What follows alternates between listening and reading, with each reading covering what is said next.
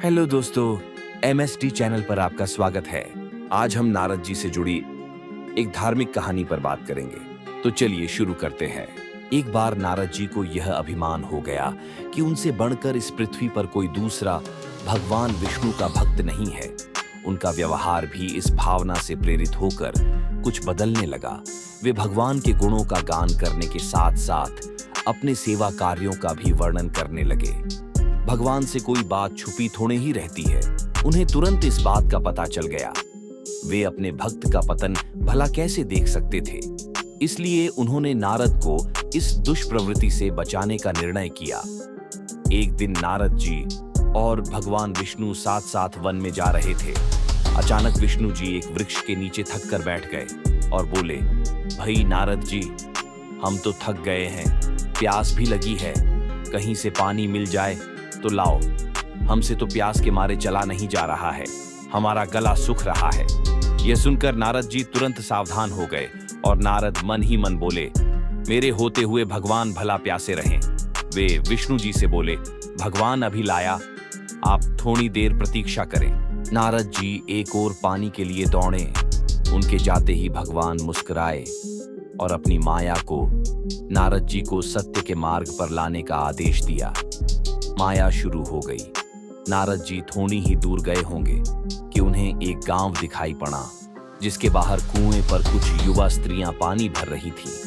कुएं के पास जब वे पहुंचे तो एक कन्या को देखकर अपनी सुध बुध खो बैठे, बस उसे ही निहारने लगे। वह यह भूल गए कि भगवान के लिए पानी लेने आए थे। कन्या भी नारद जी की भावना समझ गई।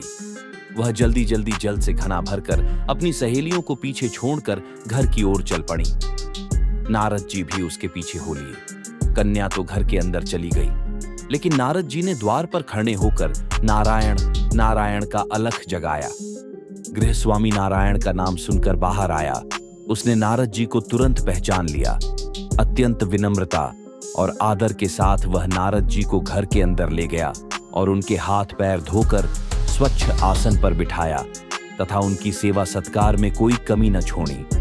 उनके आगमन से अपने को धन्य बताते हुए गृहस्वामी ने अपने योग्य सेवा के लिए आग्रह किया। नारद जी बोले, आपके घर में आपकी जो कन्या जल का घड़ा लेकर अभी अभी आई है, मैं उससे विवाह करना चाहता हूं। नारद जी की बात सुनकर गृहस्वामी एकदम चकित रह गया, लेकिन उसे प्रसन्नता भी हुई कि मेरी कन्या एक ऐसे महान योगी तथा संत के पास जाएगी। उसने स्वीकृति प्रदान कर दी और नारद जी को अपने ही घर में रख लिया। 2-4 दिन पश्चात शुभ मुहूर्त में उसने अपनी कन्या का विवाह नारद जी के साथ कर दिया तथा उन्हें गांव में ही उतनी धरती का टुकड़ा दे दिया ताकि खेती करके वे आराम से अपना और अपने परिवार का पेट भर सके। अब नारद जी की वीणा एक खूंटी पर टंगा रहता, जिसकी ओर उनका ध्यान बहुत कम जाता। अपनी पत्नी के आगे नारायण को वे भूल गए। दिन भर खेती में लगे रहते, कभी हल चलाते, कभी पानी देते, कभी बीज बोते तो कभी निराई गुणाई करते। जैसे जैसे पौधे बढ़ते, उनकी प्रसन्नता का ठिकाना न रहता। फसलें हर वर्ष पकती कटती, अनाज से उनके कोठार भर जाते। नारद जी गांव के एक संपन्न किसान माने जाने लगे। वर्ष दर वर्ष बीतते चले गए और नारद जी की गृहस्थी भी बढ़ती चली गई। 3-4 लड़के लड़कियां भी हो गए। अब नारद जी को एक क्षण की भी फुर्सत नहीं मिलती थी। वे हर समय बच्चों के पालन पोषण तथा पढ़ाई लिखाई में लगे रहते अथवा खेत में काम करते रहते थे। अचानक एक बार तेज बारिश हुई, जिसने कि कई दिनों तक बंद होने का नाम ही नहीं लिया। बादलों की गरज और बिजली की कड़क ने सबके हृदय में भय उत्पन्न कर दिया। मूसलाधार वर्षा ने गांव के पास बहने वाली नदी में बाढ़ की स्थिति पैदा कर दी। चारों ओर पानी ही पानी फैल गया। कच्चे पक्के सभी मकान रहने लगे। घर का सामान बह गया, पशु डूब गए, कुछ व्यक्ति भी मर गए। गांव में त्राही त्राही मच गई। नारद अब क्या करें?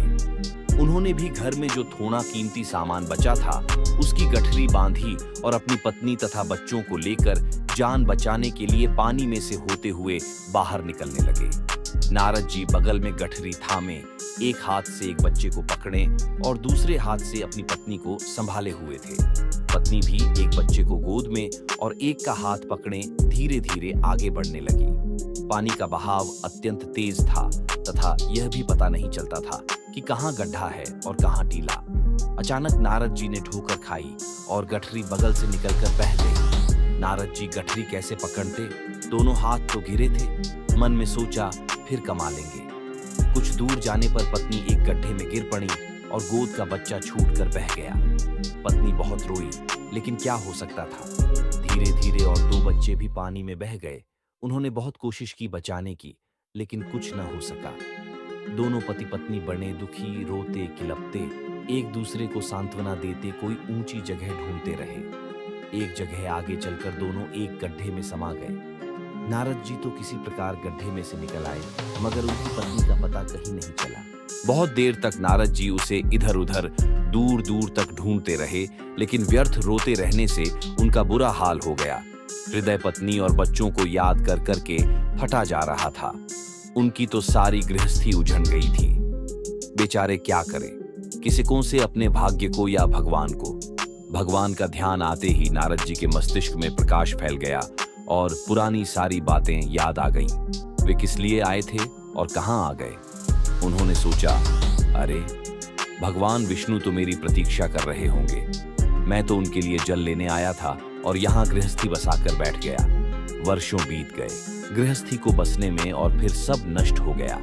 क्या भगवान अब भी मेरी प्रतीक्षा में उसी वृक्ष के नीचे बैठे होंगे। यह सोचते ही बाण नदारद हो गई। गांव अंतर्धान हो गया। वे तो घने वन में खड़े थे। नारद जी पछताते और शर्माते हुए दौड़े। देखा कुछ ही दूर पर उसी वृक्ष के नीचे भगवान लेटे हैं। नारद जी को देखते ही उठ बैठे और बोले, अरे भाई नारद, कहाँ चले गए थे, बड़ी देर लगा दी, पानी लाए या नहीं। नारद जी भगवान के चरण पकड़कर बैठ गए और अश्रु बहाने लगे। उनके मुंह से एक बोल भी नहीं फूटा। भगवान मुस्कुराए और बोले, तुम अभी तो गए थे, कुछ अधिक देर थोड़ी ही हुई है। लेकिन नारद जी को लगा था कि वर्षों बीत गए। अब उनकी समझ में आया यह सब भगवान की माया थी, जो उनके अभिमान को चूर चूर करने के लिए पैदा हुई थी। वे सोचने लगे, उन्हें बड़ा घमंड था कि उनसे बढ़कर त्रिलोक में दूसरा कोई भक्त नहीं है। लेकिन एक स्त्री को देखकर वे भगवान को भूल गए। उनको पछतावा होने लगा और उनका घमंड जरा सी देर में ढेर हो गया। वे पुनः सरलता और विनय के साथ भगवान के गुण गाने लगे।